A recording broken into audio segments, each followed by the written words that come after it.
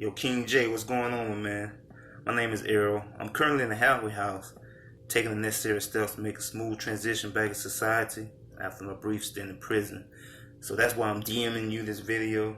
You don't have to enter me in no contest or anything like that. But I just want to take this time and opportunity to let you know how you helped put me on. Well, my wife put me up on you a few years back.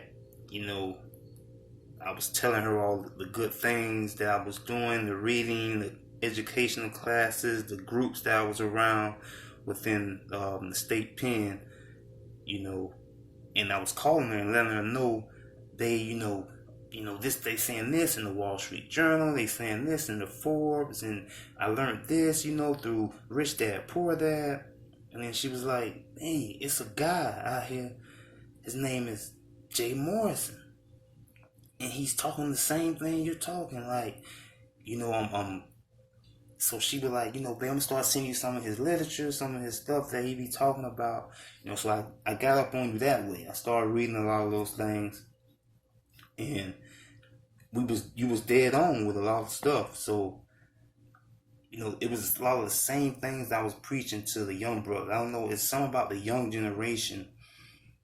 They draw to me. So therefore, they used to always sit around my bunk. They come around. Hey, what's going on? Because, the picture book, I was, I didn't know I was living life, but to them, it was like, oh, man, you was going here. You was doing this. They see my photo album, like, man, you're a different type of dude, man. Like, you know what I'm saying? You sit here, you read all day. You read the USA Today, the Wall Street Journal. You talking to, Arab, you talking to white guy, you interact with different people, and I was just trying to expand their minds on different things. And then when I get to the halfway house and I see you're reaching out to a young brothers on the street corner, you're reaching out to your peers on the street corner and showing them, hey, you could do this way, change this. And I'm like, damn, that's crazy, because I'm doing the same thing behind the walls. I'm trying to give the youth, give those younger guys something different. Like, you could do this, man. You don't have to do this. You could take this route. You could do this. This how this add up. And I'm telling them, like, this a lot of, and I was like,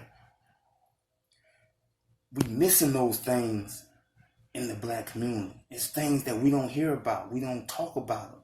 I know in my circle, even I'm a college grad, and I didn't even talk about those things in my circle during college. You don't talk about those things in the black household.